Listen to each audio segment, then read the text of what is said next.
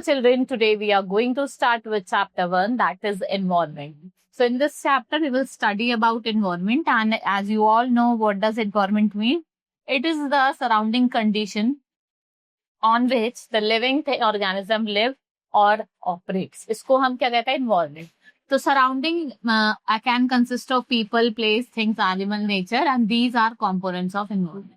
So the word environment not only relates to the study of its various components, लेकिन उसके साथ साथ interrelationship between human and environment भी work करता है. So environment क्या होता है? Combination होता है दोनों natural and human made surrounding का. So natural environment में क्या क्या आता है आपका? Mountains, rivers, vegetation, animals.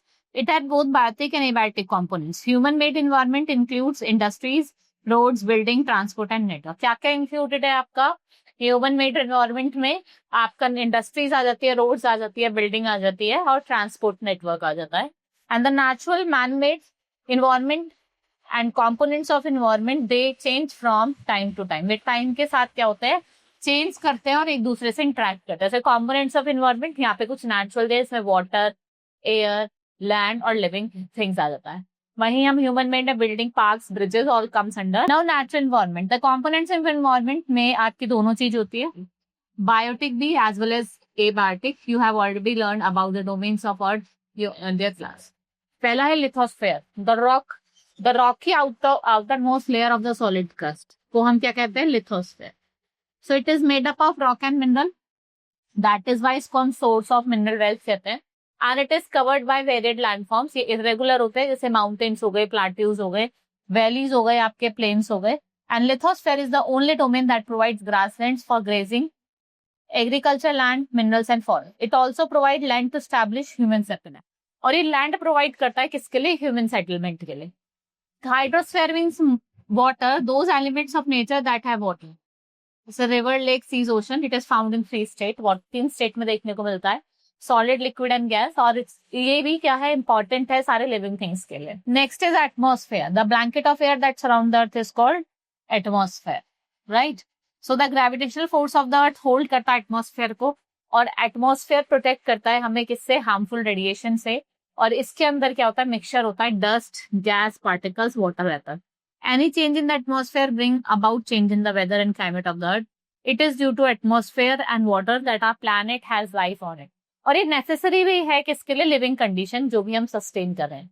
तो 5 लेयर एटमॉस्फेयर की, troposphere, stratosphere, mesosphere, thermosphere and exosphere. So biosphere की बात करें, it is a narrow zone जहाँ पे लिथोस्फेयर, हाइड्रोस्फेयर मीट करते हैं, इसको बायोस्फेयर कहते हैं. It comes from Greek words bios means life and Latin word sphaera which means total life. इसमें जितने भी आपके लिविंग वर्ड्स हैं all are included. Then we have ecosystem. So we know that plants, animals, human beings all are dependent on each other for their food and existence. ठीक है, food और existence दोनों के लिए ह्यूमन बीइंग क्या है? Depend है. A community of group of living organism जो भी क्या करे? कॉम्पैक्ट और स्पेसिफिक एनवायरनमेंट में रह रहे हैं, उसको हम इकोसिस्टम कहते हैं. A small pond is an example of ecosystem where different species of the plants live. उस इकोसिस्टम क्या है? कॉम्प्लेक्स है एंड ये बैलेंस होता है थाउजेंड्स ऑफ स्पीशीज और के बीच में. Right. Next, we have human-made environment, which means is a part of environment and influenced by. They are totally dependent on their surroundings from an early period. These early humans, they gathered food and they depend on environment for food and shelter, but they are adapted to the environment and did not change it over a period of time. जो आपका relation है किसके बीच में? Human और environment के, वो बहुत ज्यादा क्या है? कॉम्प्लेक्स है. So, as number of people increase, the land used for cultivation of crop also expanded. जिससे क्या होता है? जो डिमांड है ग्रोइंग पॉपुलेशन की for firewood, construction, furniture and establishment of industries.